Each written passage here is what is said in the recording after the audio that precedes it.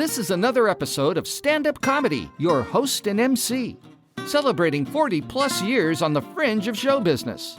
Stories, interviews, and comedy sets from the famous and not so famous. Here's your host and MC, Scott Edwards.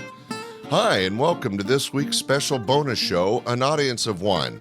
We have something a little different for you this week.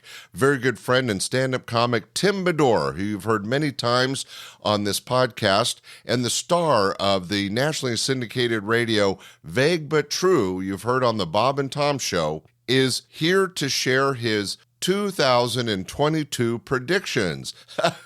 That's right. He's got some great thoughts and visions on what we're going to be dealing with this year, and he's going to share those with us in just a minute.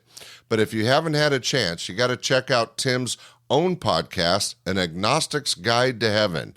It is so funny.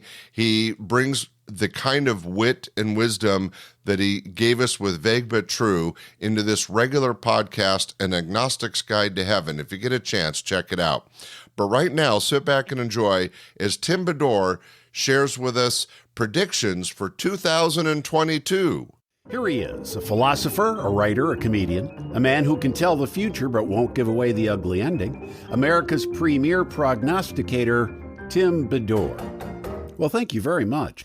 Yes, my friends, I'm America's #1 prognosticator, soothsayer, seer of the future, and just to prove how good I am at making predictions, one of my New Year's predictions has already come true. On January 1st, 2022, I predicted Dr. Anthony Fauci, the chief medical advisor to the president, would testify before Congress, and while doing that, a Republican senator would make just one more stupid remark to him, one more false accusation, and 81-year-old Dr. Anthony Fauci would kick that senator's ass in the hallway after the hearing. Well, it already happened last week. Don't know if you saw the video, but even though Fauci is 81 years old, and he's just a little fella, like Yoda in Star Wars, remember that scene in Attack of the Clones where little ancient Yoda goes all the forces with you on Count Dooku? Fauci kicked the senator's ass just like that in the hallway after the session. Not with a lightsaber, it was hand-to-hand. But man, Fauci must lift weights. He tossed that guy around like a rag doll. So I got that one right. What else is going to happen in 2022?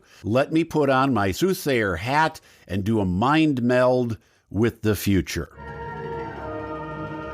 And this music always helps me concentrate and see into the future. Okay, I have something. I'm seeing something. I'm getting a vision. Okay, I predict former President Donald Trump will, on July 4th, 2022, announce he is once again running for president, and then on November 6th, claim that the 2022 presidential election was stolen from him. And even though there was no presidential election in 2022, just the midterms, Republicans in Congress will call for an investigation on how another presidential election was stolen from Donald Trump. Let's get another prediction. Let me fire up the See the Future music. Okay, I'm getting a picture, seeing something. A vision, I'm getting it. Okay, the COVID epidemic will reach new heights in 2022, peaking in February. Even though the Delta and Omicron variants appear to be waning, I predict a new and virulent strain will appear called AstraZeneca. This new COVID variant is called AstraZeneca because the CDC is going to sell naming rights for new COVID variants. They're trying to raise some research money without raising taxes, which is really kind of smart. I mean, if a new variant is called Johnson & Johnson-acron, every time the pandemic's new variant is mentioned in the news, it's an ad for the maker of a vaccine. Best Buy-acron, Toyota-acron wouldn't work, but AstraZeneca does. And this is not so much a prediction as a good guess. Delta Airlines will mount an all-out media blitz saying they had nothing to do with the Delta variant of COVID-19 after conspiracy websites blame the airline for us having to wear masks. Not a prediction, just a good guess. But what you're here for are predictions, amazing prognostications about the future. So let me peer into the crystal ball and see what else the future holds for us. I'm sorry, nothing is, I'm not seeing, I forgot the music. Okay. I'm seeing something. I predict at least 2 U.S. airlines will try to further maximize profits by making bargain fare passengers stand. No seat, they just have to stand. For years, people complained that airports and airlines made you feel like you were being herded like cattle. Well, if we have to stand, that complaint is now more accurate than ever. Oh boy, I'm getting a vision of something big, something important. It's getting clearer. I predict in 2022 there will be a breakthrough in the Middle East when representatives of Israel, Sunni and Shia religious leaders, Al-Qaeda, ISIS, and Taliban officials all meet backstage at an Ariana Grande concert in Dubai and figure things out. Peace is at hand in the Middle East in 2022. And by the way, you never know what's going to produce a breakthrough. Instead of going to Oslo or Camp David and it's all formal and loads of pressure to come out with a peace accord, sometimes people just get together casually backstage, start talking around the free deli platter and beer and wine set out in a dressing room.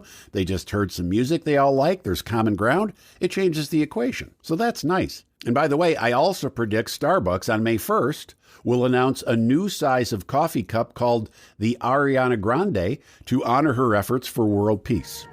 Let's see if there's anything else about the future that comes through. Oh no. Oh, this is not good. Sadly, this good news about peace in the Middle East doesn't last long.